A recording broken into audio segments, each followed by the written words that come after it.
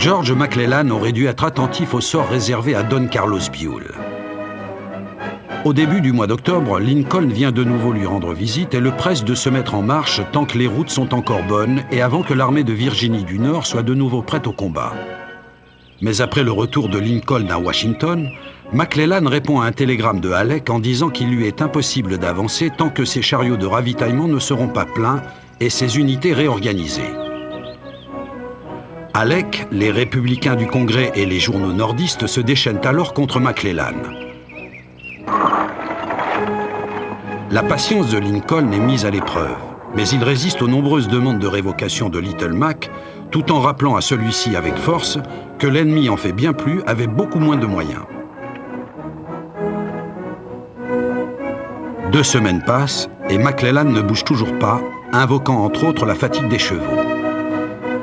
Excusez-moi de vous poser cette question, mais j'aimerais savoir ce que vos chevaux ont pu faire de fatigant depuis la bataille d'Antietam. Quand il reçoit ce télégramme cinglant de Lincoln, McClellan écrit à sa femme « Le bien du pays m'oblige à supporter tout cela de la part d'hommes que je sais inférieurs à moi. » Le 26 octobre, McClellan se décide enfin à faire traverser le Potomac à son armée, mais il avance si lentement que Lee a tout le loisir d'envoyer le corps d'armée de James Longstreet dans le comté de Culpeper à la rencontre des nordistes, pendant que Jackson reste dans la vallée de la Shenandoah sur leur flanc. En son fort intérieur, Lincoln a décidé que si McClellan laissait Lee bloquer sa progression vers Richmond, il le limogerait. À peu près au même moment, le 25 octobre, la cavalerie de Stuart effectue un raid sur Chambersburg en Pennsylvanie, plongeant la région dans la panique et amplifiant le ressentiment de Washington à l'égard de McClellan. Le 7 novembre, McClellan est informé que le président l'a relevé de son commandement et a nommé à sa place Ambrose Burnside. 2 jours plus tard, il fait ses adieux à ses troupes, avec émotion. Soyez aussi dévoués envers le général Burnside que vous l'avez été envers moi, et tout ira bien. De tous ceux qui regrettent amèrement le départ de McClellan, Ambrose Burnside n'est pas le moindre. Car le héros de la Caroline du Nord, commandant du 9e corps, ne se juge pas qualifié pour commander l'armée du Potomac. Lors de la bataille d'Antietam Creek, sur le pont qui porte aujourd'hui son nom, les pertes fédérales ont été lourdes. Et bientôt, un fardeau encore plus lourd va lui tomber sur les épaules. Une des pires défaites nordistes. Située à 80 km au nord de Richmond, Fredericksburg est la ville la plus importante entre Washington et la capitale confédérée. Le fleuve Rappahannock, qui coule au nord de cette charmante ville coloniale, fait depuis longtemps figure de Rubicon pour l'armée du Potomac. Mais Burnside ne veut pas être tributaire de la ligne de chemin de fer passant par Manassas et choisit de transférer dès le 17 novembre son armée à Falmouth, en face de Fredericksburg, de l'autre côté du fleuve. Ce mouvement impressionne Lincoln et permet d'ouvrir une ligne de ravitaillement ferroviaire à partir de l'embarcadère d'Aquila, au nord de Fredericksburg, sur le Potomac. Parallèlement, il inquiète Lee, qui manque de troupes dans la région. Mais la pagaille qui accompagne la campagne de Burnside a tôt fait de dissiper ses craintes. Les rebelles ayant détruit tous les ponts sur le Rappahannock, Burnside est obligé, pour pouvoir traverser, d'installer des pontons faits de petits bateaux soutenant une chaussée en bois. Mais en raison de négligence de Halleck à l'état-major et de difficultés rencontrées pour acheminer les bateaux de Berlin sur le Potomac jusqu'à Fredericksburg, les ponts n'arrivent qu'à la fin novembre. À ce moment-là, Lee a déjà rassemblé le gros de ses 75 000 vétérans sur place. Burnside n'avait jamais eu l'intention de livrer bataille à Fredericksburg. Il voulait simplement traverser le fleuve pour attaquer l'ennemi sur un terrain plus favorable, plus au sud. Mais maintenant, avec l'armée de Virginie du Nord devant lui et la pression politique pour lancer une offensive derrière, le général nordiste doit réfléchir à une stratégie. Il a réorganisé l'armée du Potomac en 3 grandes divisions. Celle de droite, commandée par le général de division Edwin Sumner, est arrivée la première à Rappahannock. Si de fortes pluies n'avaient pas commencé et si Sumner avait été moins pusillanime, ses troupes auraient pu utiliser des bateaux pour traverser le fleuve avant l'arrivée du gros des forces confédérées. La grande division de gauche est sous le commandement du général William Franklin et celle du centre sous celui de Joseph Hooker. Surnommé Fighting Joe, le général de division Joseph Hooker, un officier que certains de ses collègues apprécient pendant que d'autres le craignent, critique ouvertement la stratégie de Burnside. Il a intrigué pour être nommé à la place de McClellan, et si Burnside a accepté le poste, c'était entre autres pour empêcher Hooker de l'avoir. Après l'arrivée des pontons, Burnside passe encore 2 semaines à décider quoi faire. Lincoln et Halleck viennent lui rendre visite et Halleck suggère de traverser le fleuve au ferry de Hoop Hole, près de Port-Royal, à 50 km en aval. Mais Burnside abandonne l'idée quand les sudistes se déplacent pour contrer le mouvement. Pensant surprendre l'ennemi en l'attaquant de front, il choisit finalement de traverser le fleuve à Fredericksburg. La seule surprise pour Lee est la folie de cette décision, car les Confédérés ont eu plusieurs semaines pour renforcer leur défense. Même dans le camp nordiste, on accueille l'idée avec incrédulité. Un colonel du New Jersey écrit à sa femme « Je n'arrive pas à croire que nous allons traverser ici. Les pertes seraient terribles. » Le 11 décembre, les soldats du génie fédéraux commencent le difficile travail consistant à poser les 6 ponts. Pour les hommes de Franklin, au sud-est de Fredericksburg, l'opération se déroule sans incident. Mais en ville, une brigade renforcée de tireurs d'élite venus du Mississippi et de Floride ouvre le feu sur les pontonniers avec une précision mortelle. 146 pièces d'artillerie de l'Union qui avaient été soigneusement disposées sur la colline de Stafford Heights bombardent la ville 2 heures durant, mais ne parviennent pas à déloger les tireurs sudistes. Finalement, Burnside envoie des unités d'infanterie traverser le Rappahannock à bord des bateaux du ponton et les rebelles sont obligés de se retirer. 3 autres ponts sont achevés et en fin d'après-midi, les troupes fédérales traversent le fleuve pour occuper Fredericksburg.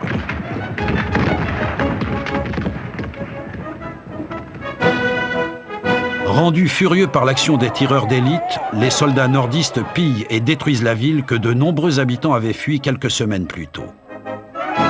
Cet incident est le pire du genre depuis le début de la guerre. Tout au long de la journée du 12, des troupes fédérales continuent à traverser et à se masser de l'autre côté du fleuve. Les Confédérés peuvent voir les hommes de la division de Franklin près du ponton de Hamilton, en face du corps de Jackson. Sur les hauteurs, à l'ouest, en amont de la ville, le corps d'armée de Longstreet prolonge la ligne de défense sudiste autour des collines de Mary's Heights et de Willis Heights. À la base de celle-ci, il a placé la brigade renforcée du général de brigade Cobb derrière un mur de pierre. Cette position, flanquée par la route de Telegraph Road en contrebas, offre une excellente protection aux défenseurs. De vastes champs séparent les Confédérés des troupes fédérales qui se regroupent en ville, hors de leur vue. À l'aube du 13 décembre, le temps est froid et humide. Un épais brouillard dissimule tout mouvement, mais le bruit des troupes en marche indique l'imminence de l'attaque.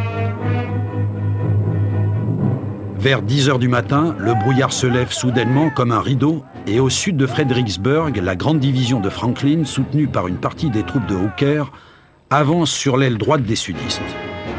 Il rencontre d'abord 2 canons de l'escadron d'artillerie à cheval de John Pelham, de la cavalerie de Stuart. C'est magnifique de voir autant de courage chez un homme si jeune, s'exclame Lee à propos de ce chef d'escadron de 24 ans de l'Alabama, dont l'héroïsme ralentit l'offensive de l'Union. Ces pièces sont neutralisées, mais très vite, les bois et les champs devant l'infanterie fédérale se retrouvent pilonnés par l'artillerie de Jackson, installée sur la colline de Prospect Hill. Pourtant, les nordistes continuent d'avancer. Une division de Pennsylvanie, commandée par le général de brigade George Gordon Meade, trouve une brèche dans les lignes de Jackson et force les défenses sudistes. Mais les instructions ambiguës que Burnside a données à Franklin vont compromettre la meilleure chance fédérale de percer. Pour Franklin, cette attaque n'a pour but que de tester les défenses sudistes. Et malgré les exhortations de ses subordonnés, il refuse de donner suite à l'assaut avant de recevoir des ordres clairs. Les sudistes parviennent à refermer la brèche et refoulent les nordistes. À Fredericksburg, les choses se passent moins bien pour l'armée fédérale. La grande division de droite, sous le commandement de Sumner, est prise sous le feu nourri de la brigade de Cobb, de son artillerie et d'autres unités d'infanterie. Sumner lui-même n'a pas pu franchir le fleuve pour mener ses troupes au combat, car le haut commandement l'estime trop impétueux. Mais sa vaillance a déteint sur ses hommes. Rejoint par plusieurs divisions de Hooker, il monte à l'assaut de la colline, ralenti par des clôtures, des vergers, des maisons et un fossé d'écoulement. Mais malgré leurs charges répétées, ils ne parviendront jamais à atteindre les Géorgiens et Caroliniens qui font feu si rapidement avec leurs mousquets rayés que leur cadence de tir atteint presque celle d'une mitrailleuse. La bravoure de ces hommes emplit d'admiration les observateurs des deux camps. Longstreet écrira « Sous le feu bien ordonné de la brigade de Cobb, les fédéraux tombaient avec la régularité de la pluie sur le toit d'une maison. À eux seuls, nos mousquets tuèrent au moins 5000 hommes. Et si l'on ajoute le massacre fait par l'artillerie, ce sont plus de 7000 morts ou blessés qui restèrent au pied de la colline de Mary. Les corps étaient empilés les uns sur les autres, et au lever du jour, le spectacle offert sur le champ de bataille était l'un des plus pénibles que j'ai jamais vus. En observant les fédéraux se précipiter vers leur mort encore et encore, je pensais en mon fort intérieur qu'ils auraient mérité de réussir, si le courage et l'audace pouvaient suffire à donner la victoire.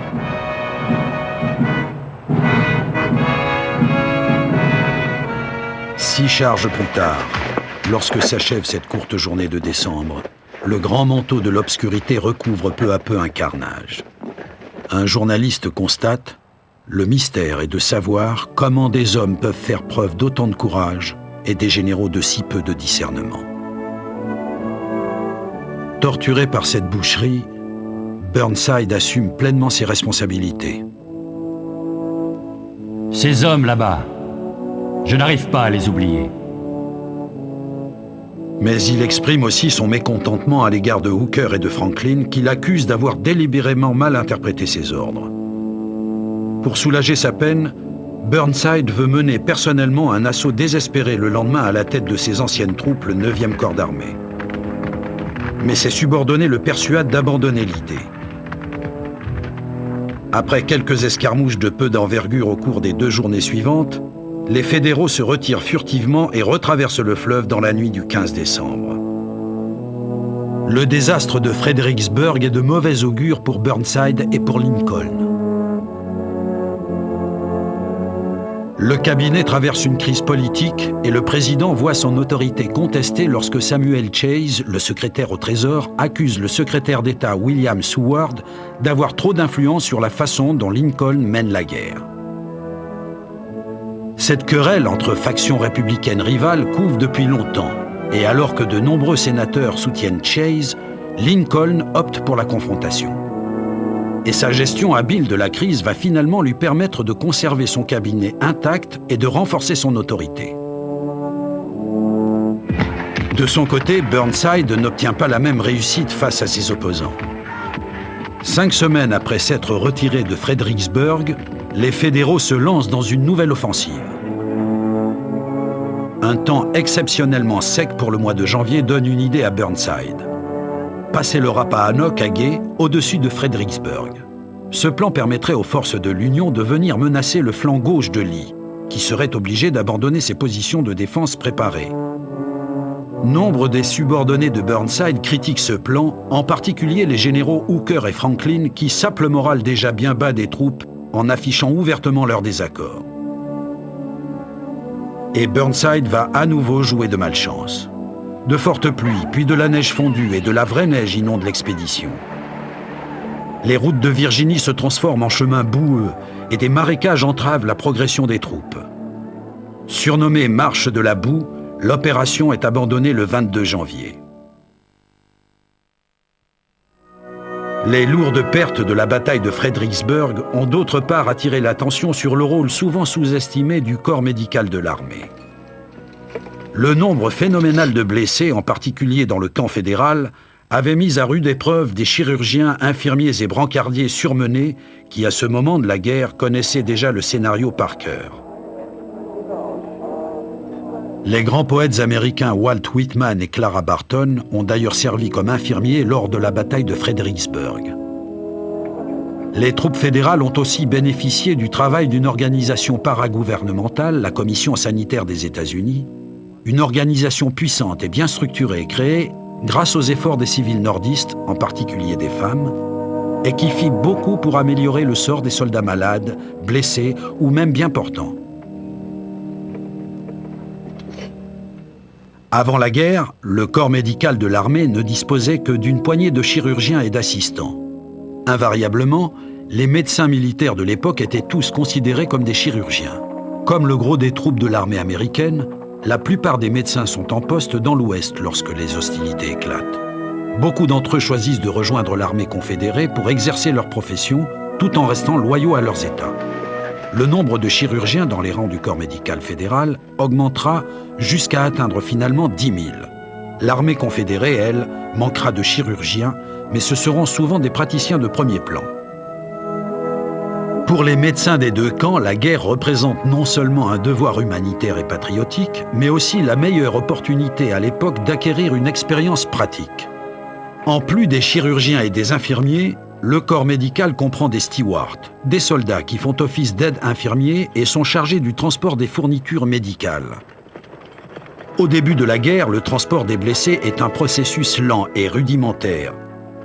Des soldats réguliers, des membres de la fanfare et parfois même les blessés encore capables de marcher évacuent les blessés graves du champ de bataille sur des brancards de fortune, ce qui prend des jours entiers. En 1862, Jonathan Letterman, le directeur médical de l'armée du Potomac, crée la première unité de brancardiers disposant d'hommes qualifiés, de fournitures et de véhicules spéciaux. À la bataille de Gettysburg, il réussit pour la première fois à faire évacuer tous les blessés le jour même des combats. Dans l'armée des Confédérés, les brancardiers sont moins nombreux et les chirurgiens doivent généralement superviser eux-mêmes l'évacuation des blessés. Les blessés sont transportés derrière les lignes où les chirurgiens ont installé des hôpitaux militaires dans des bâtiments ou dans des tentes.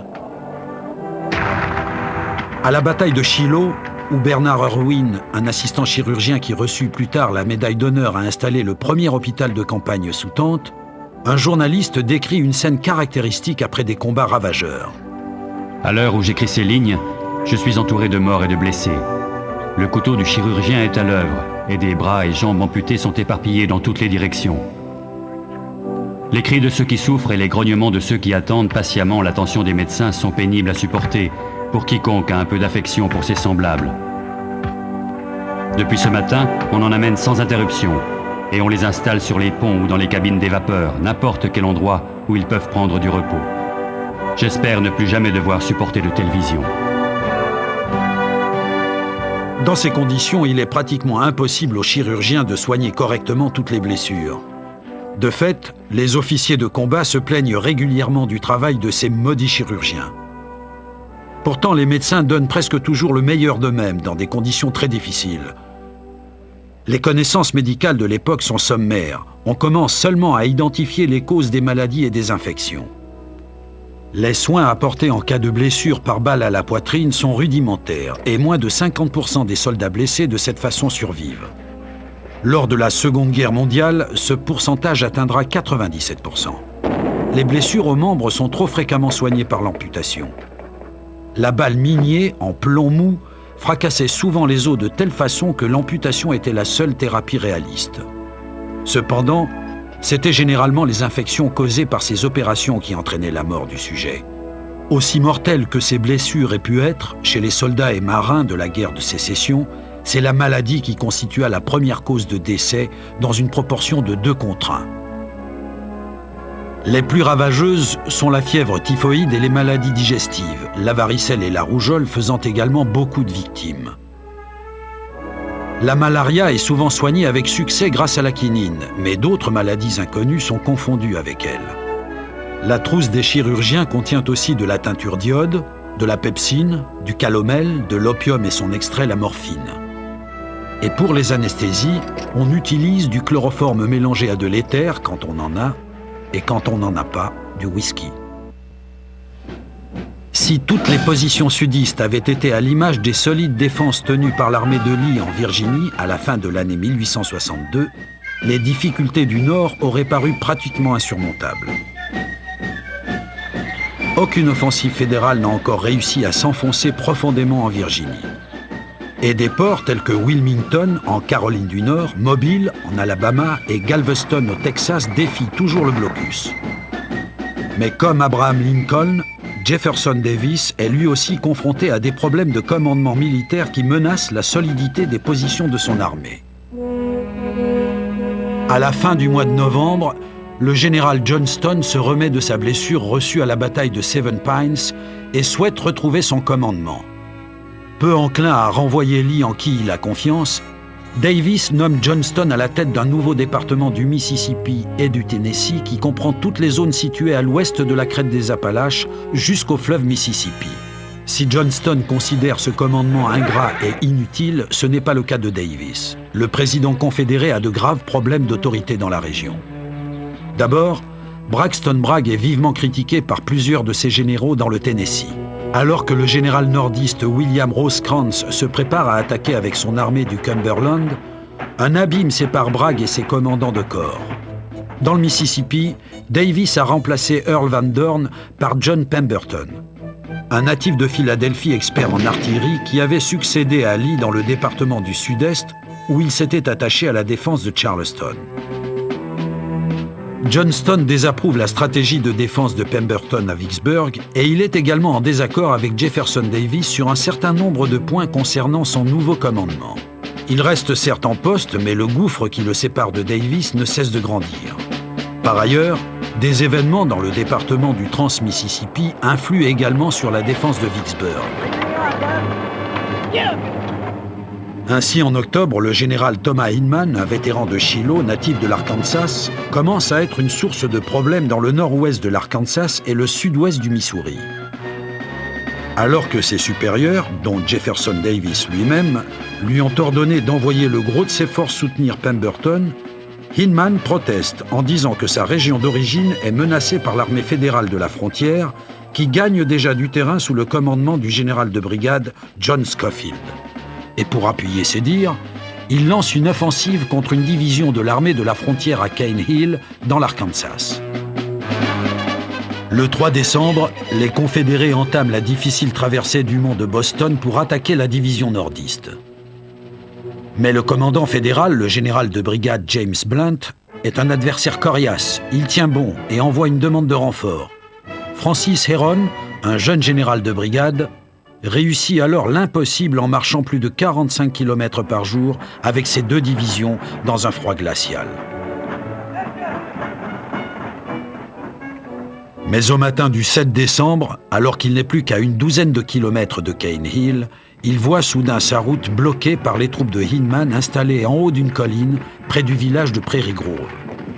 Il ne pouvait pas savoir que Hindman avait complètement contourné Blunt pour attaquer les renforts fédéraux en premier. Une bataille acharnée s'ensuit tout au long de la journée, la division de Blunt se joignant au combat vers midi. Aucun des 2 camps ne cède, mais la nuit tombe tôt et la bataille se termine avec le crépuscule. Hindman se retire en silence à la faveur de l'obscurité, ce qui lui permet de se faufiler entre les 2 forces nordistes.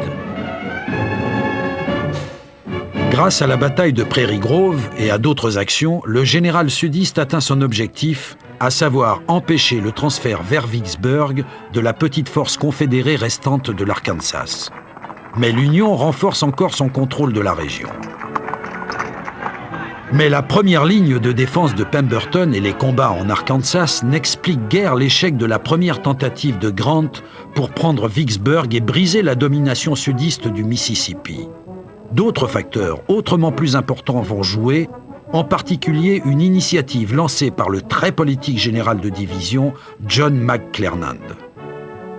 À l'insu de Grant, celui-ci a en effet obtenu l'accord de Lincoln pour lever une armée et lancer une expédition amphibie à l'assaut de Vicksburg en descendant le Mississippi à partir de Memphis.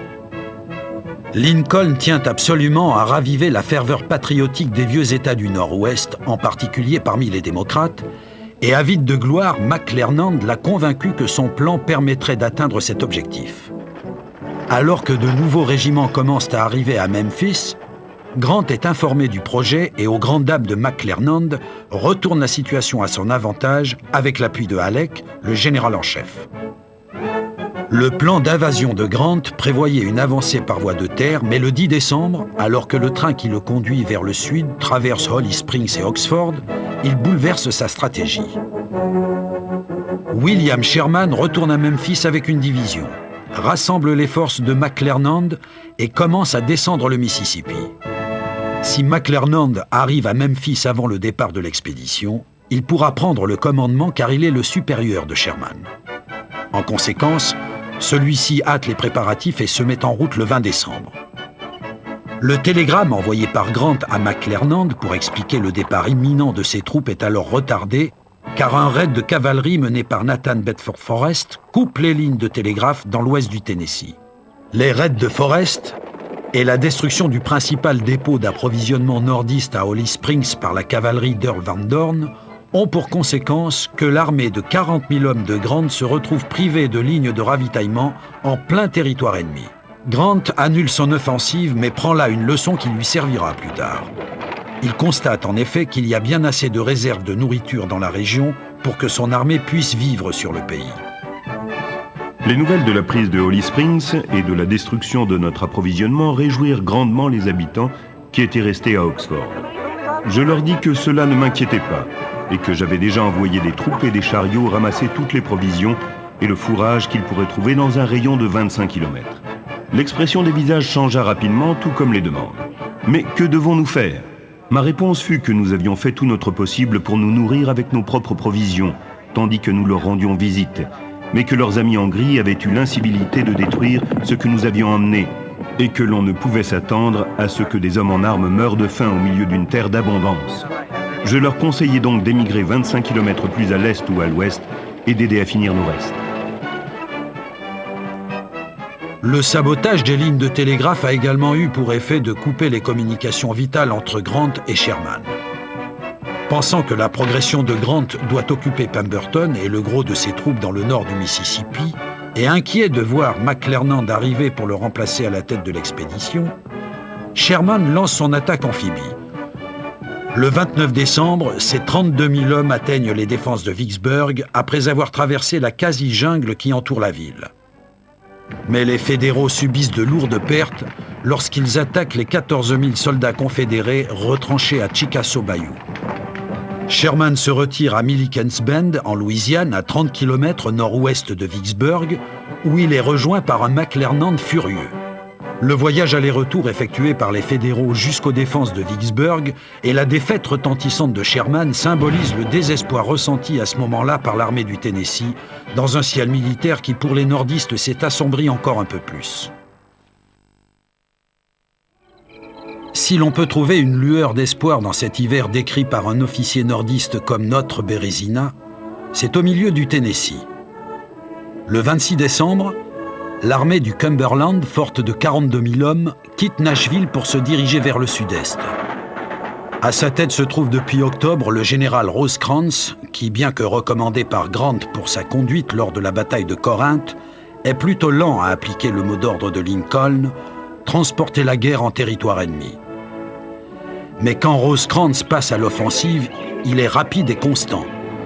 Côté sudiste, même s'il est controversé, Braxton Bragg maîtrise toujours parfaitement ses troupes qui comptent plus de 30 000 hommes. Quelques jours plus tôt seulement, Jefferson Davis lui a ordonné d'envoyer 10 000 soldats à Pemberton, à Vicksburg, ce qui a diminué ses forces. Ici, la cavalerie reste un élément clé du dispositif confédéré. En plus des raids stratégiques menés par Forrest et John Hunt Morgan, Bragg dispose d'une division de cavalerie commandée par un jeune officier de 26 ans, Joseph Wheeler, pour mener des opérations tactiques plus rapprochées. Dans les derniers jours de décembre, Wheeler reproduit l'exploit de Jeb Stuart en faisant complètement le tour des forces ennemies et en parvenant à détruire ou prendre d'importantes réserves de munitions et de nourriture. Mais les fédéraux n'en continuent pas moins leur progression vers le sud. Le 29 décembre, l'armée de Rosecrans arrive à 3 km au nord-ouest de Murfreesboro pour attaquer les positions confédérées sur la Stones River. Mais lorsque les fédéraux établissent leur campement au soir du 30, les hommes de troupe comme les officiers sont loin d'imaginer que le haut commandement ennemi a prévu le même plan de bataille que leur propre état-major. Contourner le flanc droit de l'adversaire pour l'isoler de ses arrières. Tandis que les soldats s'installent pour la nuit, une bataille musicale commence, chaque orchestre défiant l'ennemi avec ses chants patriotiques. Puis un inconnu entame le classique « Home Sweet Home » qui est repris par les orchestres des deux camps. Bientôt la nuit glaciale résonne de cette chanson nostalgique chantée en chœur par nordistes et sudistes.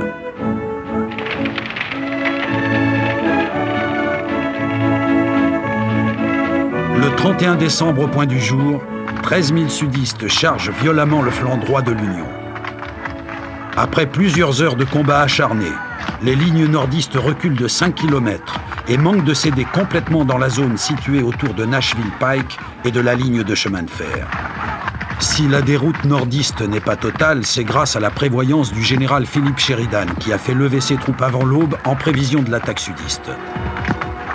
Au prix de lourdes pertes, Sheridan réussit à bloquer l'assaut et retarde habilement la progression des Confédérés avant que ses troupes décimées ne soient contraintes de se retirer. Rosecrans lance lui aussi une offensive dans la matinée, mais l'abandonne rapidement pour chevaucher le long de ses lignes afin de maintenir leur cohésion avec détermination.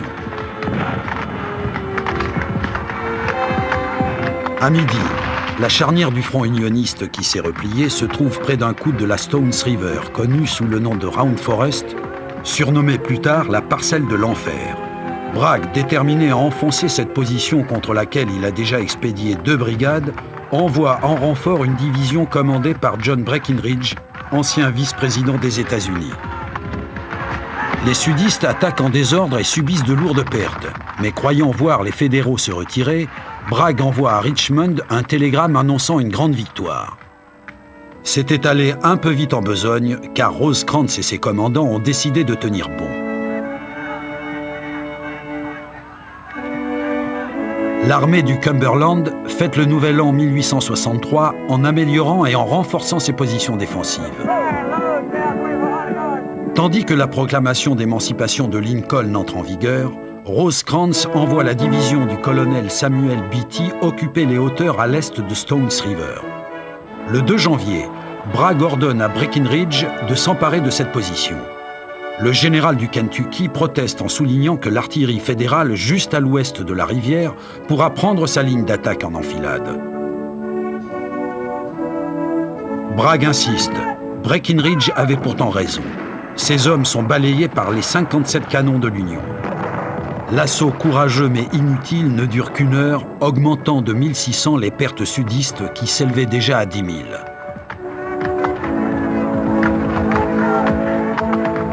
Incapable de trouver un moyen de repousser les unités rapidement renforcées de l'armée du Cumberland, Bragg est forcé de se retirer vers les alentours de Tullahoma, à 65 km au sud, dans la nuit du 3 janvier.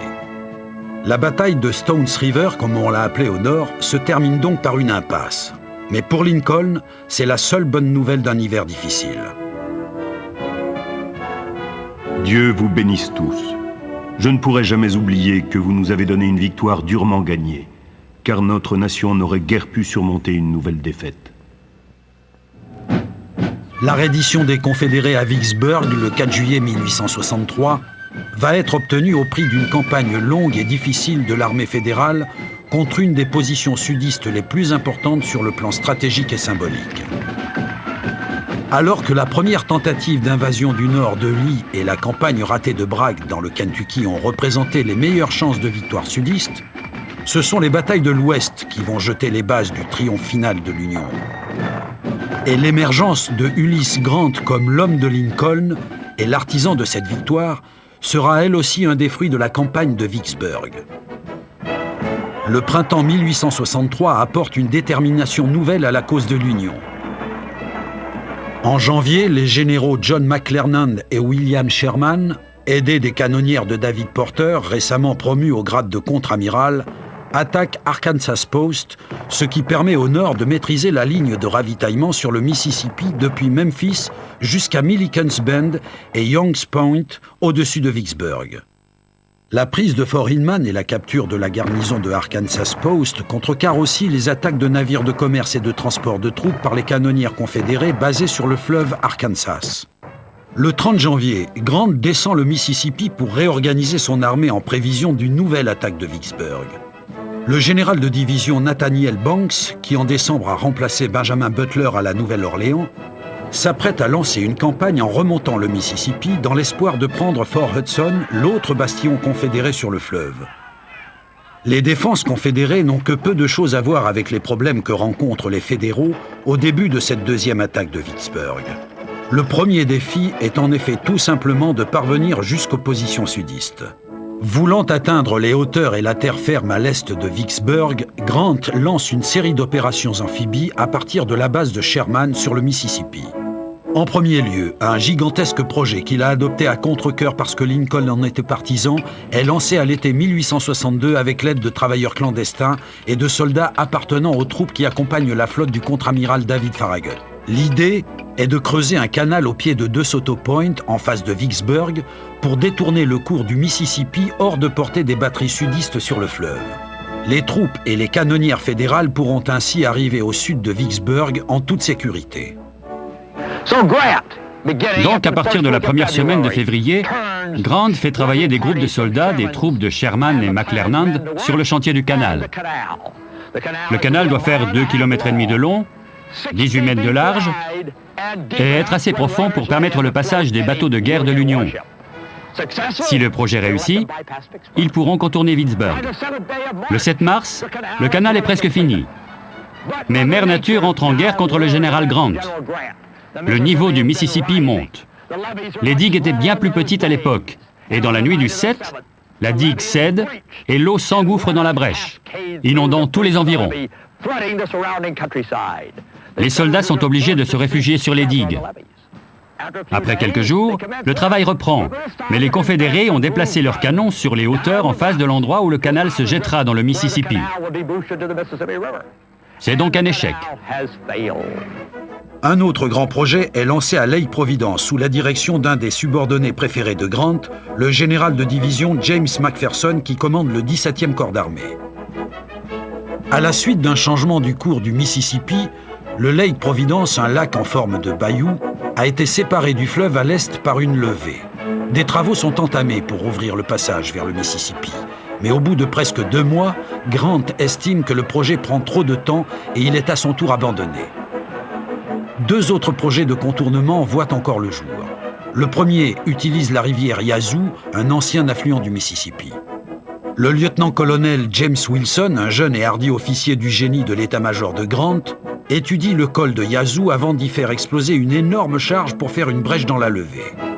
Des canonnières et des transports de troupes se feraient un chemin dans la rivière Tallahatchie, mais les Confédérés sont informés de la campagne et coupent des arbres pour bloquer la route de la flottille. Trop timoré, Watson Smith, l'officier qui commande l'expédition, ne fait pas avancer ses canonnières assez rapidement pour empêcher les sudistes de renforcer les défenses de Fort Pemberton, lequel tient une position stratégique. Et les canons du fort repoussent l'expédition.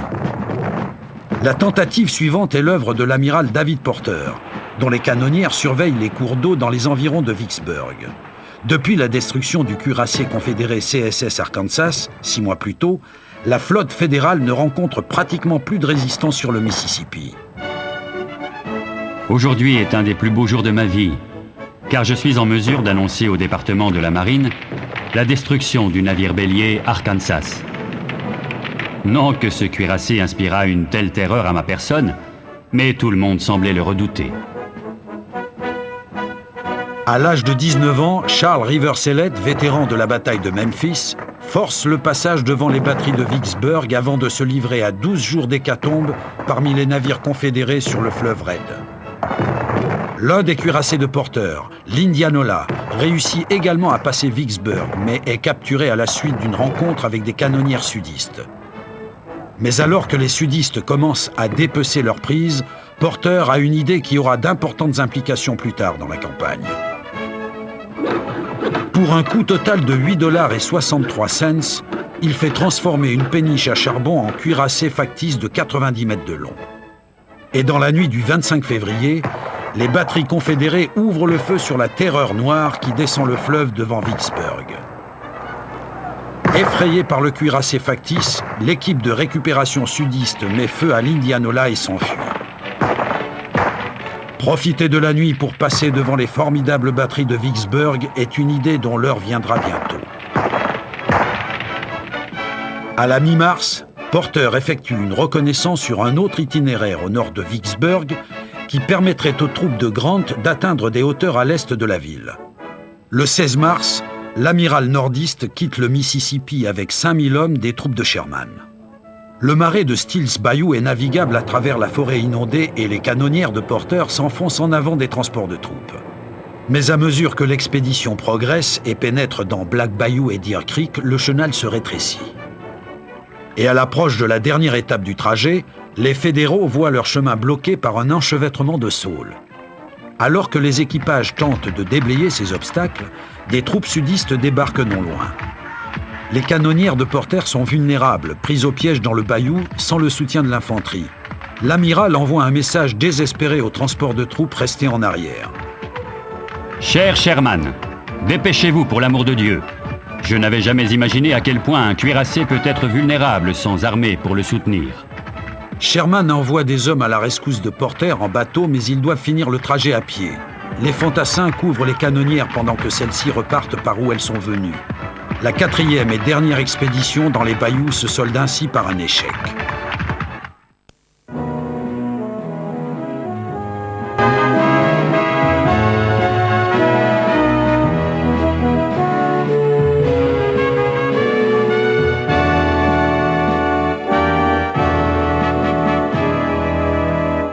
In the beauty of the lilies Christ was born.